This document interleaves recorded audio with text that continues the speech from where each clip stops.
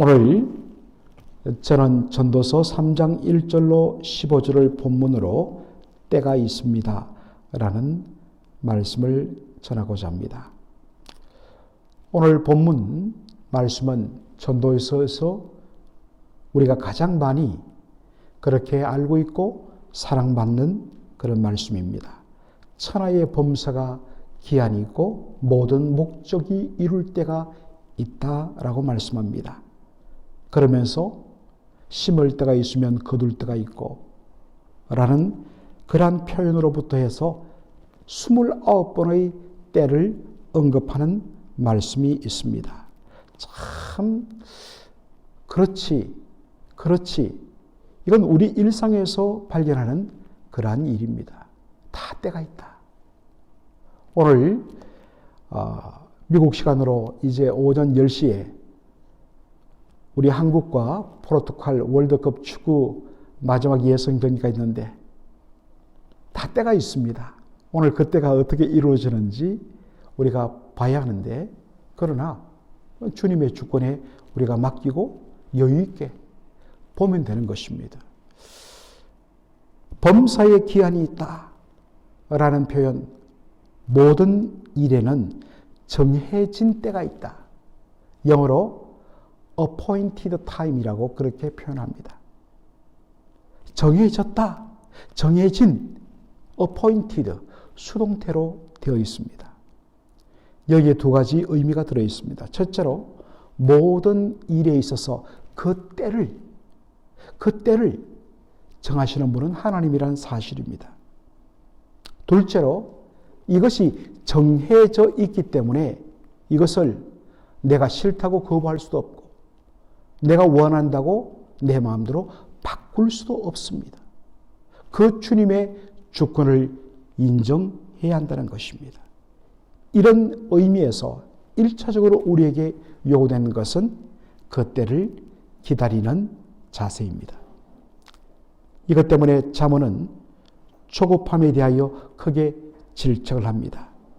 잠언 14장 29절에도 보면 노하기를 더디하는 자는 크게 명철해도 마음이 조급한 자는 어리석음을 나타내느니라.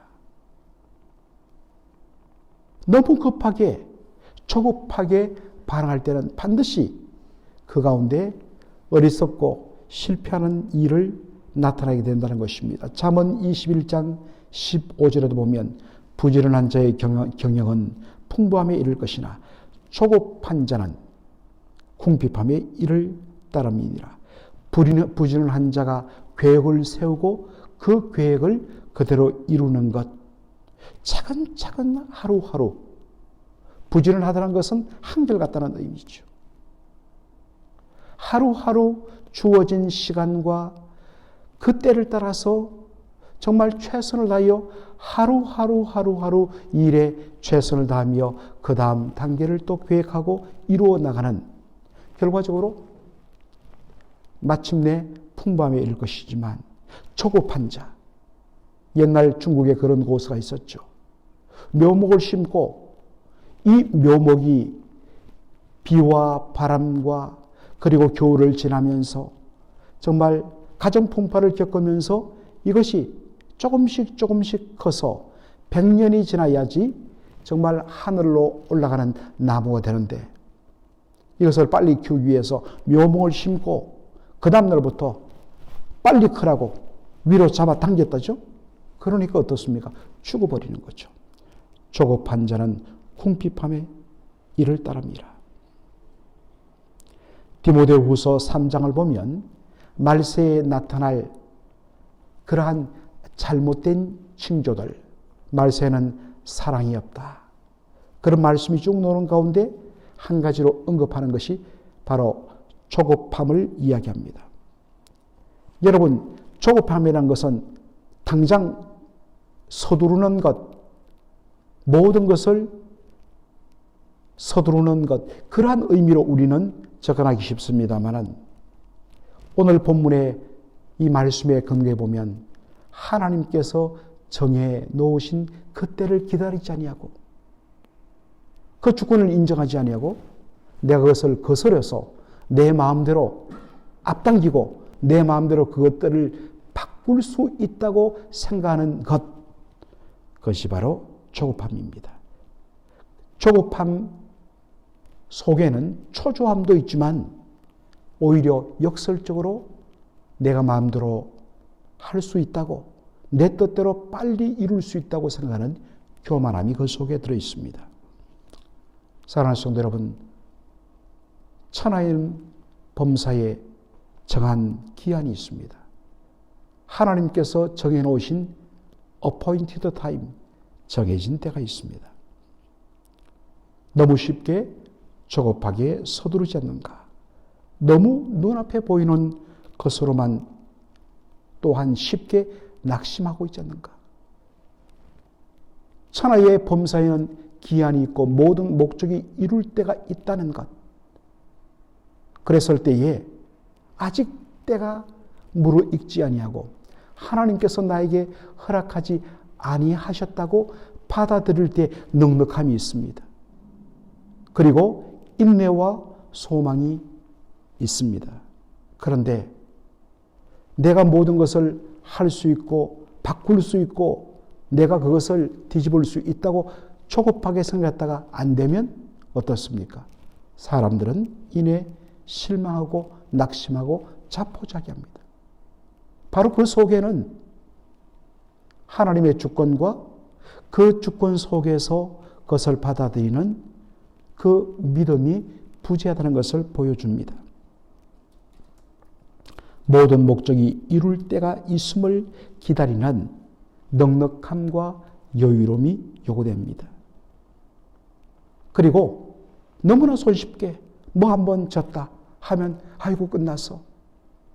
요즘 인터넷 보면 뭔가 하나 실수하고 뭔가 하나 지면 모든 것이 다 끝나버린 양, 정말 입에 담을 수 없는 그러한 표현들로 막 실망감을 표현해버렸다가 뭔가 한번 좀 이기면 정말 다 이기고 마치 우리가 결승에서 트로피를 드는 것처럼 그렇게 그냥 오만방자하고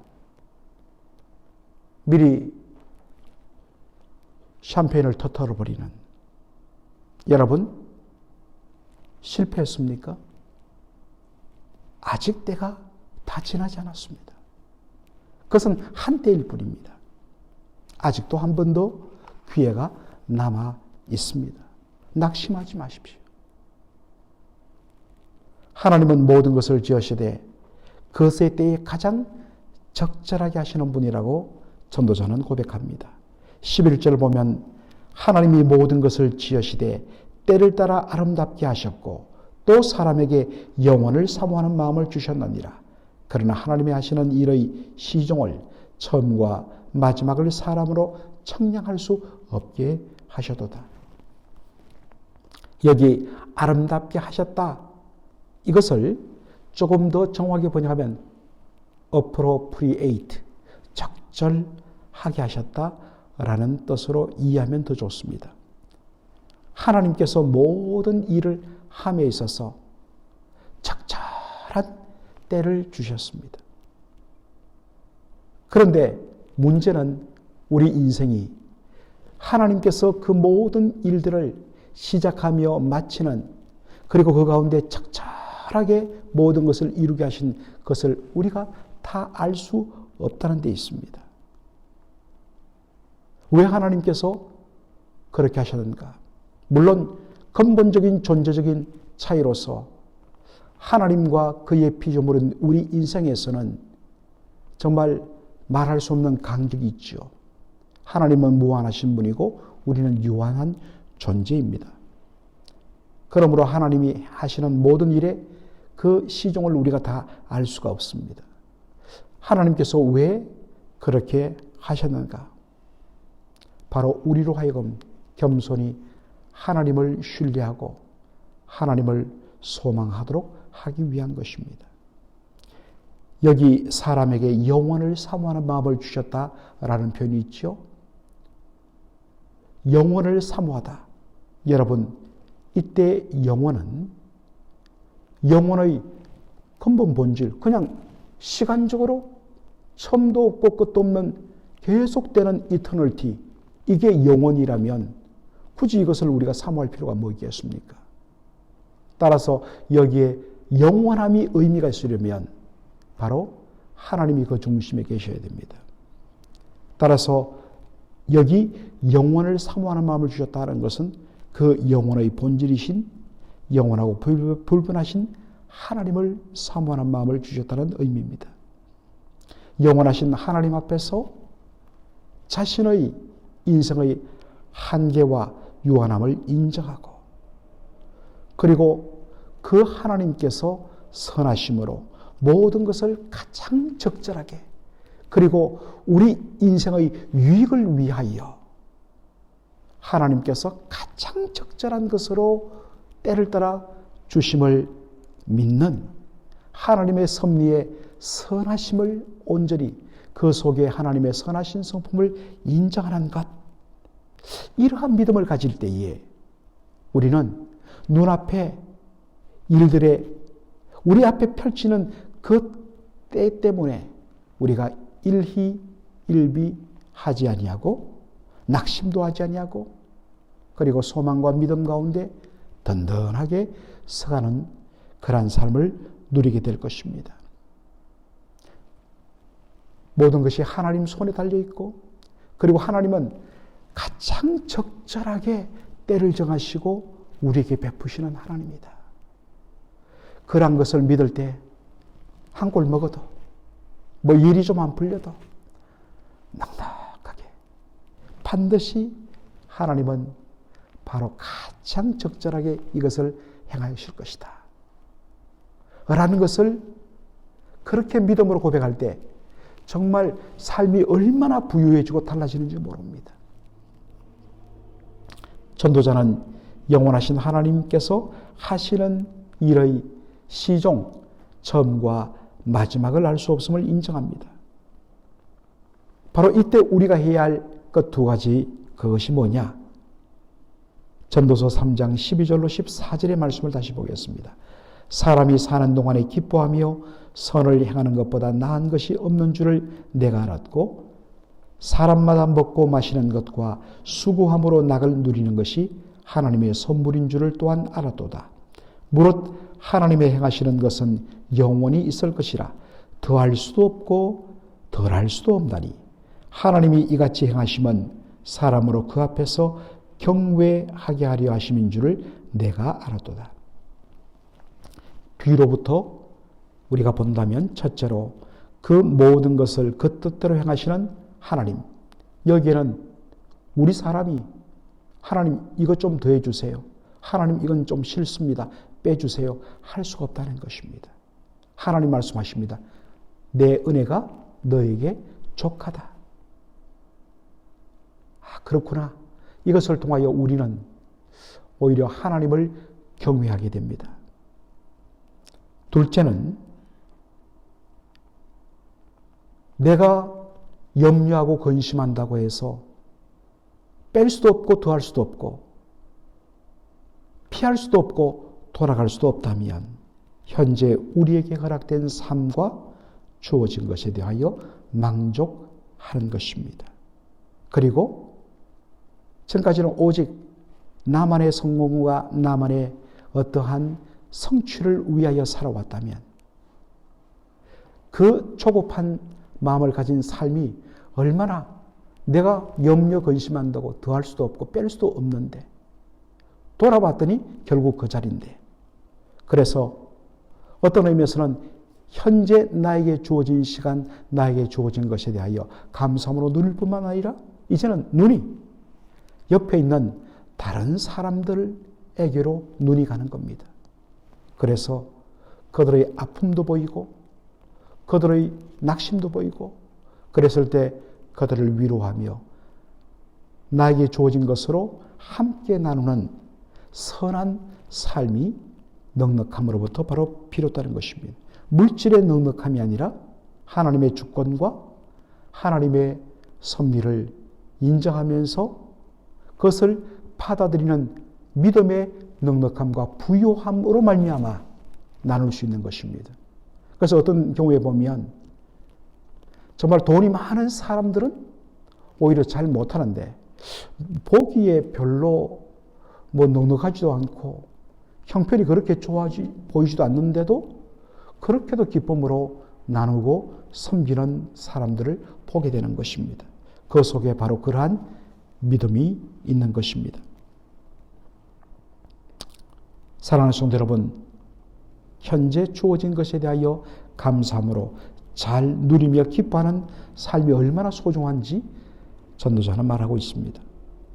내가 어찌할 수 없는 것을 염려하지 말고 하나님께 그 모든 것을 정하며 목적을 이루시는 하나님, 그분께 온전히 맡기고 현재 주어진 것에 감사하면서 만족하고 그 넉넉함 가운데서 이웃들을 향하여 선을 베푸는 그런 복된 삶, 여러분 다시 한 번 더 기억하고 이 말씀대로 오늘 하루만이라도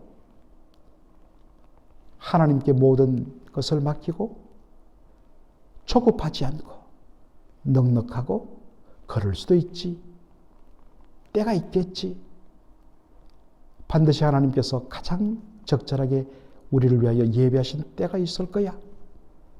그러한 넉넉함으로 오늘 하루를 살아가는 저와 여러분의 복된 삶이 되기를 주의 이름으로 축원합니다. 아멘. 살아계신 우리 아버지 하나님,